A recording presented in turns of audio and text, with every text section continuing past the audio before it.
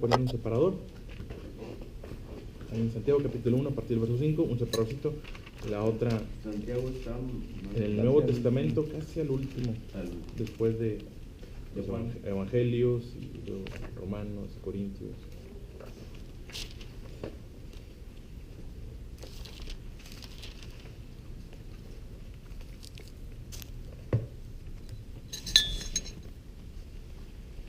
Después de los Hebreos.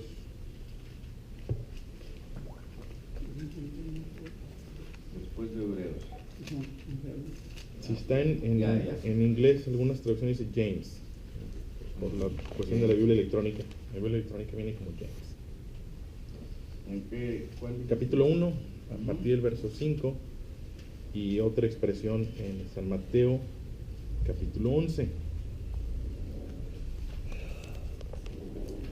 Mateo capítulo 11. ¿A partir de? Del 25. Mateo capítulo 11 a partir del verso 25.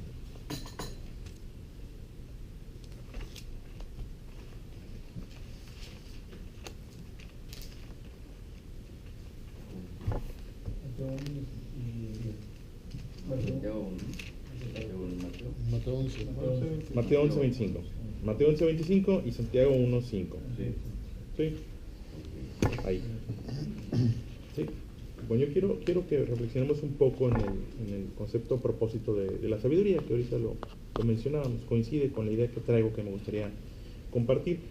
Mateo capítulo 11, verso 25, tiene una expresión, ¿sí? En aquel tiempo, respondiendo Jesús dijo: Te alabo, Padre, Señor del cielo y de la tierra, porque escondiste estas cosas de los sabios y de los entendidos y las revelaste a los niños. ¿Sí? Esa expresión.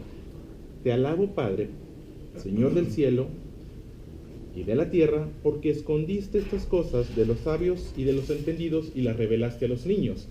Él está hablando o hace alusión a una situación que se da. Él, para poner un poquito en el contexto, esa expresión se da después de que él había visitado algunas ciudades, visitó esas ciudades, interactuó con la gente, dice que hubo algunos milagros, hubo algunas obras que había hecho con ellos, y sin embargo no se habían arrepentido. ¿Sí? Entonces es lo que dice, bueno, después de ver eso, después de ver el comportamiento de la gente, decir, bueno, obtuviste un beneficio, hubo un cambio en ti, solucionaste tu dificultad, se solucionó tu problema, y sin embargo no te arrepentiste, no modificaste tu conducta. Entonces es donde se da esa expresión, bueno, escondiste estas cosas de los sabios y los entendidos y las revelaste a los niños. Esto es, de pronto hay que ser sencillo, de pronto hay que mantener las cosas en la sencillez, hay que estar dispuesto a aceptar disciplina, hay que estar dispuesto a aceptar aún lo que no nos gusta, que esa es la característica de un niño disciplinado o está más predispuesto a la disciplina, esto es bueno y vas por ahí. Entonces da esa expresión. Donde se vuelve un poquito complejo es hablar de que hay algo que fue escondido de los sabios y los entendidos. Y es que cuando nos acercamos a la palabra de Dios, vamos a percibir que hay dos tipos de sabiduría, ¿sí? O hay dos percepciones de la sabiduría. Una definición o una percepción de la sabiduría es el nivel más elevado del conocimiento. Esa es una sabiduría. La gente asocia el sabio con el intelectual, con el entendido, con la persona que tiene mucho conocimiento. Y hay otro tipo de sabiduría que pareciera que es más la sabiduría de Dios, ¿sí? Que la definición es la comprensión avanzada para actuar con sensatez, prudencia o acierto, ¿sí? Una comprensión, porque una cosa es saber, decir, a qué temperatura hierve el agua, ¿no? ¿A qué temperatura hierve el agua? Soy a los 100 grados centígrados. Y decíamos a veces cuando estábamos en la escuela, ¿y eso para qué me sirve, maestro? Bueno, tiene su utilidad y está bien, pero cuando yo llego a mi casa y mi muchacho me pide permiso para ir a una fiesta, yo tengo que tomar dos decisiones. Tengo que tomar una decisión: vas o no vas, te quedas o no te quedas, te juntas con ese amiguito o no te juntas con ese amiguito. Ahí donde la sabiduría se vuelve útil. Ahí donde yo ocupo comprender la situación, una comprensión avanzada para decidir con sensatez, con prudencia, con acierto. Ese tipo de situaciones no reclaman un conocimiento elevado, reclaman una decisión acertada, y ahí es donde actúa la sabiduría, ¿sí? Yo estoy en una situación, diríamos, no sé, ¿cómo saludo a mi esposa? ¿No? Porque a veces, como la saludo, va a determinar el humor en el que va a estar. ¿Qué le cuento, qué no le cuento? ¿Sucedió algo en la empresa y ocurrió algo y se lo cuento, no se lo cuento? ¿Recibí una llamada y le digo o no le digo? Es información que va a ayudar a la familia, es información que nos tenemos que reservar. Esa sabiduría es de la que habla Dios, ¿sí?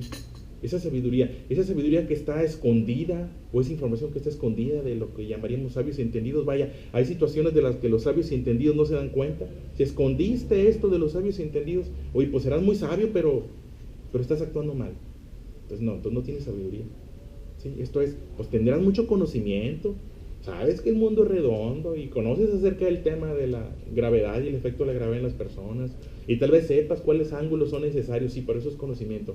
Pero en cuanto a cómo comportarte, cómo conducirte, cómo llevar la familia, cómo llevar la empresa, y más importante, cómo llevar tu vida, se necesita la sensatez, la prudencia y el acierto. Porque la sabiduría, al menos la que habla la Biblia, es un pensamiento inspirado por Dios. Si alguien me dijera, bueno, ¿qué es la sabiduría? Bueno, es un pensamiento inspirado por Dios que viene a aportar un camino o una solución en las dificultades o incertidumbres. Esa es la sabiduría, un pensamiento que llega en el momento. Vamos a ver la Biblia, y la Biblia cuenta cómo dos mujeres llegaron con el sabio Salomón, y una vez que estaban con Salomón le dicen, mira, este es mi niño, y ella dice que es su niño. Están en esa discusión, y no había, bueno, ciencia sería, bueno, hacer una prueba de ADN, ¿no? Eso pudiera ser ciencia, pero ahí no había, no era el momento. Y él dice, bueno, partan ese niño a la mitad. Y al ver la reacción de una madre amorosa, hey, tú eres la verdadera madre. Esa es sabiduría, una manera de decidir. Llegan con el Señor Jesús para tentarle y le dicen, oye, es lícito pagar tributo al César, no es lícito pagar tributo al César, y están buscando. Si él dice que sí, se va a echar de enemigos, y si dice que no, se va a echar de enemigos, y parecía que era una situación complicada. Y el Señor Jesús ve la moneda y dice, ¿de quién es el rostro? ¿Qué rostro está grabado en esa moneda? Del César. Bueno, denle al César lo que es del César y a Dios lo que es de Dios. Y esa es una respuesta sabia. Eso es la sabiduría. Eso no tiene que ver con el conocimiento, con lo intelectual. Son pensamientos que Dios inspira, que no llegan a cualquiera, no cualquiera, porque el principio de la sabiduría es el temor, el respeto por Dios. Es un pensamiento inspirado por Dios, ¿sí?, que viene a aportar un camino o una solución a las dificultades o incertidumbres. Yo diría, esa es la sabiduría útil. Esa es la sabiduría que necesitamos en lo cotidiano, en el día a día. De pronto no se trata de responder un examen. Habrá su tiempo para la ciencia, habrá su tiempo para la inteligencia, pero en el día a día ocupamos sabiduría, pensamientos inspirados por Dios para tomar decisiones que transformen, impacten a mi familia, decisiones que impacten y transformen mi entorno, mi comunidad, mi trabajo, mi vida. Sabiduría. Y el libro de Santiago, en la carta de Santiago, en el capítulo 1, viene ahí una serie de expresiones que yo encuentro algunos puntos que pudiéramos resaltar para llegar a esa sabiduría útil. Si me aceptan la expresión, Santiago capítulo 1 a partir del verso 5, dice, si alguno de vosotros tiene falta de sabiduría, pídala a Dios. ¿Sí? Santiago capítulo 1, verso 5. Si alguno de vosotros tiene falta de sabiduría, pídala a Dios, el cual da a todos abundantemente y sin reproche, y le será dada. Pero pida con fe, no dudando nada, porque el que duda es semejante a la onda del mar que es arrastrada por el viento y echada de una parte a otra. No piense pues quien tal haga que recibirá cosa alguna. Y yo resaltaría aquí 5 puntos. El primero es, si alguno, dice la expresión, si alguno tiene falta de sabiduría. Es importante reconocer que nos falta sabiduría. Ese sería el primer punto. Porque si enfrentamos la vida creyendo que todo lo sabemos, o creyendo que vamos a poder salir adelante sin tomar en cuenta a Dios, vamos perdidos. Ya empezamos mal. Por eso dice la expresión, si alguno tiene falta de sabiduría. ¿Sí? Y reconocer que todos los días podemos aprender, que todos los días nos puede inspirar Dios, porque eso es sabiduría, al menos la sabiduría de la cual habla la Biblia, ¿sí? Que todos los días podemos o necesitar pensamientos inspirados por Dios. Y me refiero a inspirados en su palabra, ¿sí? Inspirados en sus enseñanzas, todos los días. De todas maneras, todos los días puedes decir, bueno, hoy ocupo sabiduría.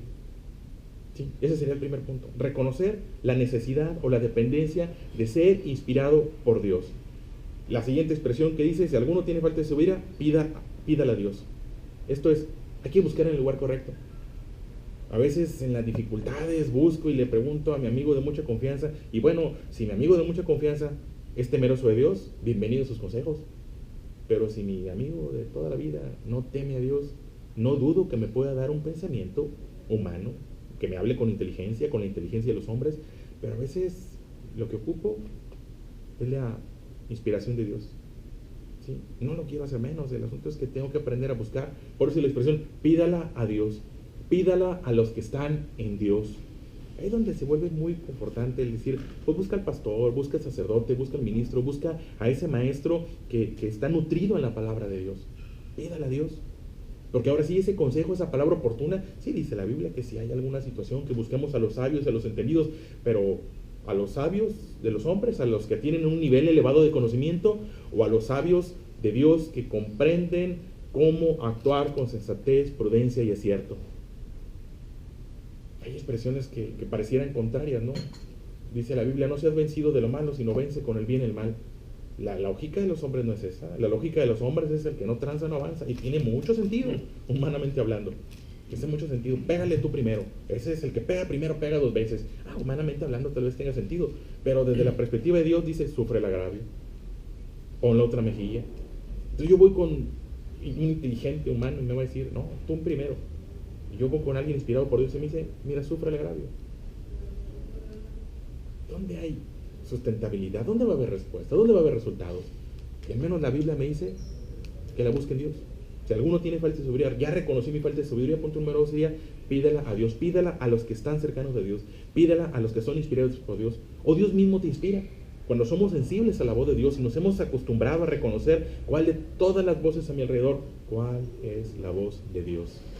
No es la que me lleva a ganar más desde la perspectiva humana, sino me lleva a hacer tesoros en el cielo. Pídala a Dios. Punto número sería buscar en el lugar correcto. La expresión número 3 dice, el cual da a todos, dice esa expresión. Pídala a Dios, el cual da a todos abundantemente y sin reproche. Dios no se reserva la sabiduría. ¿Sí? Hace días leí una nota acerca de alguna forma de los papás. Está la mamá comiéndose un chocolate y el niño le pide y la mamá le dice, no, mijo, porque pica. No, lo que pasa es que tú no quieres compartir chocolate. Sucede.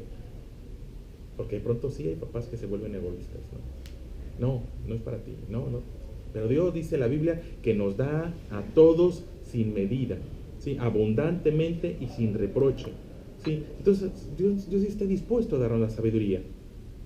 Hace algunos años estaba en un lugar y había un maestro de música y éramos un grupo de adolescentes y queríamos aprender a tocar la guitarra y llevábamos nuestra guitarra y nos acercábamos, pero este maestro tenía algo, cuando empezaba a tocar se volteaba. Y ahí vamos todos buscando. Y evitaba, fíjate, curiosamente, era alguien que se llamaba maestro, pero evitaba, se volteaba, se las ingeniaba para no mostrarnos cómo poner y cómo tener la pisada correcta. Porque de pronto hay quien tiene y es egoísta, pero no es el caso de Dios. Dios dice en la Biblia que le pidamos y que nos va a dar. Que nos va a dar. Tú inténtale pedir una receta a alguna de esas señoras de antes. Oye, ¿cómo le haces para...? Te la va a complicar y te va a decir porque bueno, es parte de la naturaleza, pero Dios no es egoísta, dice que Dios está dispuesto, pide la sabiduría y Dios te va a dar. ¿Por qué? Porque hay una conveniencia, porque Dios gana, el reino de Dios gana cuando tú actúas con sabiduría, porque tu entorno gana cuando tú actúas con sabiduría, porque los que te rodean ganas cuando actúas con sabiduría y Dios lo sabe. De tal forma que puedo decir, Dios nos da a todos abundantemente y sin reproche. Por eso me preocupa. Porque cuando alguien no actúa con sabiduría, no es porque no tengas acceso a ella. Leíamos ahorita Proverbios capítulo 8, lo leía Jesús y decía, yo estaba allí, dice la sabiduría. Yo ahí estaba, la sabiduría siempre ha estado a nuestro alcance. ¿De qué me preocupa cuando alguien no actúa con sabiduría? Porque no es como si fuera difícil de conseguir o complicar. Dios nos da en abundancia, ¿sí? La otra expresión que viene es, pero pida con fe. Pida con fe. Pedir con fe. Y ese concepto de la fe ya hemos hablado, que la dimensión de la fe es la dimensión del creer. Creer en la palabra de Dios. Esto es, pido con sabiduría y llega la sabiduría, pero a veces no es lo que yo quería. Señor, ¿qué debo hacer? ¿La dejo o no la dejo? Y la sabiduría dice, déjala. ¿Estás seguro? Ya te dijo, cree. Pero pídala con fe. Pídala creyendo. La otra acepción o la otra interpretación que se le puede dar a la palabra fe es disciplina. La palabra fe está muy ligada a disciplina. Fe no solo es creer en Dios, fe es disciplina a la palabra de Dios, fidelidad a los caminos, a la enseñanza de Dios. Entonces, pídela, pero pídela predispuesto a la disciplina. Hay una expresión también en el libro de Santiago que dice, cuando pides y no recibes es porque pediste mal, porque pediste para tus propios deleites. Pero cuando pides, no desde la perspectiva del egoísmo, cuando pides y sabes que lo que estás pidiendo va a impactar y a transformar y a construir a tu entorno. ¿Para qué pido sabiduría? Dame sabiduría para aumentar mi riqueza. No, para que aumentemos nuestra riqueza. Dios es el Dios del nosotros, no del yo. Para que yo no tenga hambre, no, para que no tengamos hambre, para que no tengamos falta de ningún bien. Y cuando pedimos de esa manera, entonces vamos a obtener. Pida con fe. Es pedir con la disposición a la obediencia y con toda la voluntad de que no sea en la dimensión del egoísmo. Y el último punto dice, sin dudar, verso 6, pida con fe, pero dice, no dudando nada, porque el que duda es semejante a la onda del mar, que es arrastrada por el viento y echada de una parte a otra. No piense, pues, que el que tal haga, recibirá cosa alguna. No pienses que vas a recibir sabiduría si estamos dudando, ¿sí? Dar poco crédito. Eso es dudar. Dudar es dar poco crédito. Dudar es vacilar entre dos opciones. Ay, sí, no, sí, no. Si estamos en duda, no vamos a recibir fe. Perdón, no vamos a recibir sabiduría. No vamos a recibir sabiduría. Pero si nos encaminamos a pedir con fe, con disciplina, ¿sí? Con confianza, creyendo y sin dudar, dando crédito a la palabra de Dios. Porque de pronto nos podemos poner así entre dos. Oye, creo en esto, no creo en esto. Oye, no sé, por citar un ejemplo, ofrenda sí, ofrenda no, diezmo sí, diezmo no, asistir o no asistir, Dios está en todas partes. Vas a encontrarte gente que va a utilizar la Biblia y, oye, Dios está en todas partes. ¿Cuál es la importancia de ir a un lugar? ¿Por qué reunirnos los martes aquí o por qué ir el domingo? Bueno, la Biblia dice, no dejes de congregarte. Vas a ser obediente y vas a dar fe, ¿sí? O vas a dudar. Digo, ahí dice, no dejen de reunirte, pero dudo de esa palabra. Si yo empiezo a dudar de la palabra de Dios, no voy a recibir sabiduría. Pídala con fe, dice, sin dudar, porque el que duda no recibe. Sí, cuando Pedro iba caminando sobre el agua, porque Pedro caminó sobre el agua. Yo he dicho, esa historia debió haber terminado ahí. Y Pedro caminó sobre las aguas, punto, y se acabó, el que sigue. Pero dudó, y cuando Pedro dudó, se hundió, perdió la fe.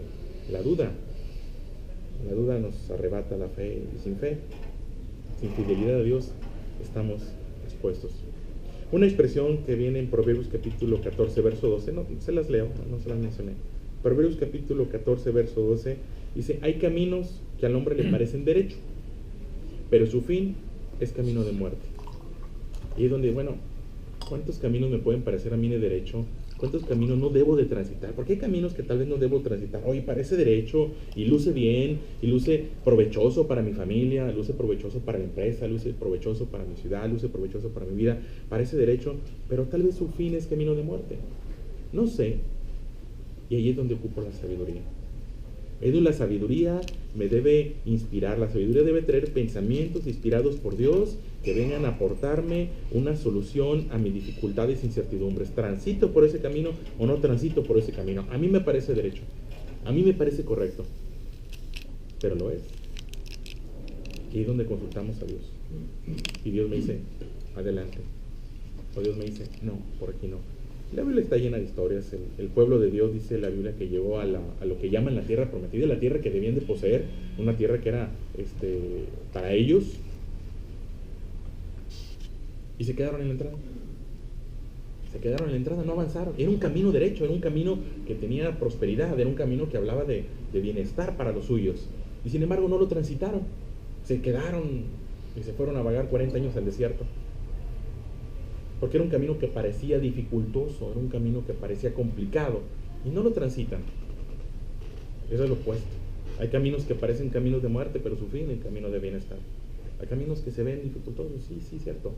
Pero si Dios dice, por aquí transitamos en fe, ¿habrá algo imposible para Dios? La sabiduría es, pues, el recurso que Dios nos ha dejado para que en el día a día transitemos por el camino correcto. No es el nivel más elevado de conocimiento. Digo, está esa excepción y bueno, habrá quien es sabio en cuanto al conocimiento humano, en cuanto al conocimiento científico, sin duda es útil, por supuesto, no estoy negando eso, pero hay otra sabiduría que está al alcance de todos nosotros, de cualquiera, ¿sí? Hay información que dice el Señor Jesús, oh, estas cosas las escondiste de los sabios y los entendidos. Muy sabio y muy entendido y equivocándote en lo importante. Y no somos nosotros. Sabios y entendidos en lo que tiene que ver con la voluntad, la disposición y el rumbo que Dios nos da. Una comprensión avanzada para actuar con sensatez, prudencia o cierto. Yo diría una sabiduría útil. Una sabiduría que sí me es útil. Hay información que, pues no sé, no la quiero menospreciar, pero no me es útil para decidir. Pero hay información que me es útil para decirle a mis hijos, que el día que mis hijos lleguen y me digan, me quiero divorciar. Espérame. ¿Cómo te ayudo? Porque tal vez es lo mejor. Digo, la Biblia dice que a paz nos llamó Dios y hay situaciones en las cuales dice, ¿sabes qué, mijo? Sepárate. Pero inspirado por Dios que me lleva a decirte, mijo, sepárate. O decir, mijo, mantente. Mijo, espérate. Mijo, soporta. Mijo, no soportes. ¿Cuándo le debo decir a mis hijos que soporten? ¿Y cuándo le debo decir a mis hijos que no soporten? Porque hay dos situaciones y yo veo en la Biblia que hubo momentos en los cuales dijo soporta y hubo momentos en los cuales dijo no soportes. ¿Cuál de esos momentos es? Ahí es donde ocupo esa sabiduría, inspiración, pensamientos inspirados por Dios que vienen a aportar caminos o soluciones en las dificultades o en las incertidumbres. La Biblia dice, lámpara es a mis pies tu palabra, una luz que no me queda lugar a la duda. Por aquí es. Creyendo. Interrumpo tantito sí, para preguntarte. ¿Y cuál sería o cómo harían para diferenciar el soporta del perdón? O sea, porque también la palabra dice perdona, siempre perdona. Y el soportar, pues implica perdón. Perdonar es pasar por alto una situación. Sí. Perdonar es pasar por alto, pero no significa consecuentar o mantenerse en una situación. ¿Sí? Yo puedo decir perdono a mi asesino, pero mi asesino tiene que ir a la cárcel. Yo perdono al violador, pero el violador tiene que pasar, cumplir o vivir las consecuencias de sus decisiones. Esa es otra área. Entonces, es difícil decir esto. Para mí es difícil también entenderlo y hacerlo, ¿verdad? Porque habla también muchas ocasiones de que tienes que corregirte y corregir. Sí. O sea, perdonar y perdonarte. Entonces implica ahí partir de la idea de que Dios es justo y la justicia de Dios es darle a cada quien lo que le corresponde, y en ocasiones lo que corresponde a veces es la consecuencia. Yo no diría el castigo, diría la consecuencia de las decisiones, ¿sí? Y a veces tenemos un amor que quiero evitarte las consecuencias, pero a veces una manifestación del amor es permitir las consecuencias. Y ¿sí? Hacemos daño cuando evitamos consecuencias, a veces lastimamos porque estamos ahora sí consecuentando. Y no, cuando está el caso de David, que David, Dios lo perdonó, pero vivió las consecuencias, perdió su reino, tuvo que salir, perdió un hijo, son consecuencias. Entonces habrá momentos en los cuales Dios nos libra de las consecuencias, habrá momentos en los cuales, por amor, la Biblia dice que Dios es el que ama disciplina. Y hay que aprender a reconocer eso. Si algo es bueno, tener la confianza. Partiendo de una idea, todo ayuda a bien a los que aman a Dios. Y decidimos a veces en función de la disciplina, no lo que me gusta. No es lo que me gusta. Ninguna disciplina, dice la Biblia, al principio es motivo de gozo. Pero a veces actuar con sabiduría es actuar con disciplina. Es complicado a veces para los hijos. Yo como hijo a veces lo digo, es complicado. Pero es donde entra la fe. Por eso decía, no dudando. Es por aquí. Oye, es que ese camino se ve escabroso, pero es por aquí.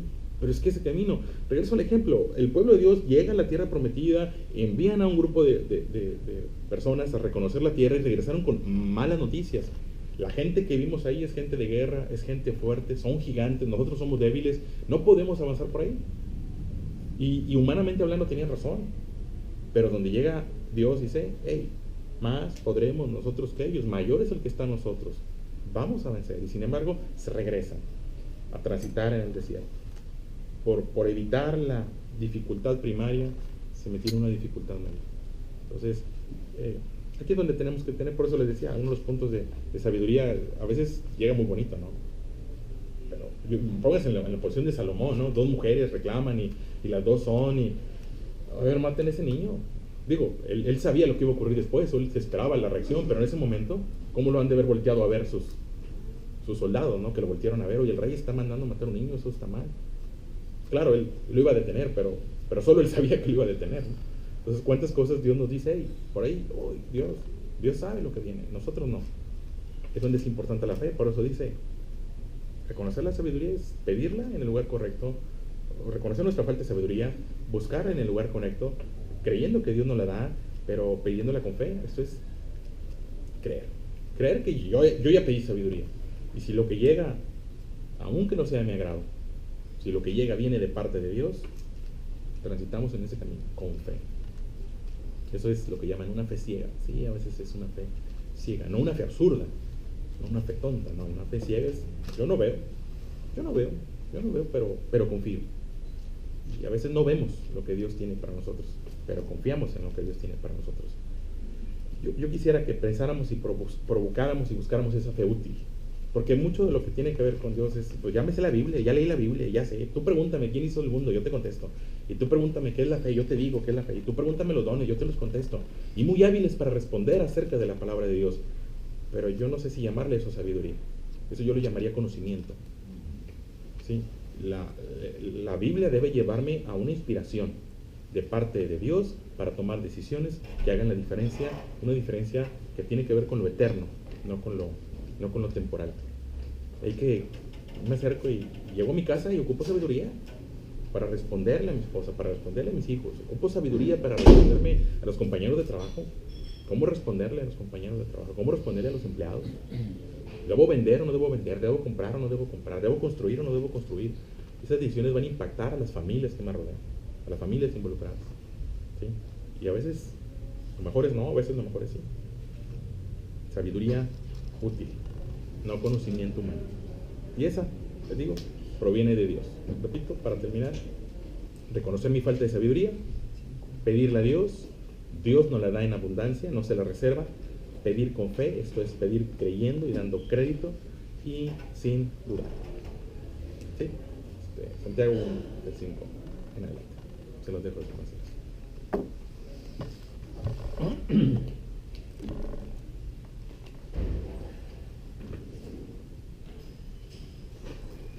Yo creo que así de primera mano podemos descubrir lo amplio que es el sentido de sabiduría.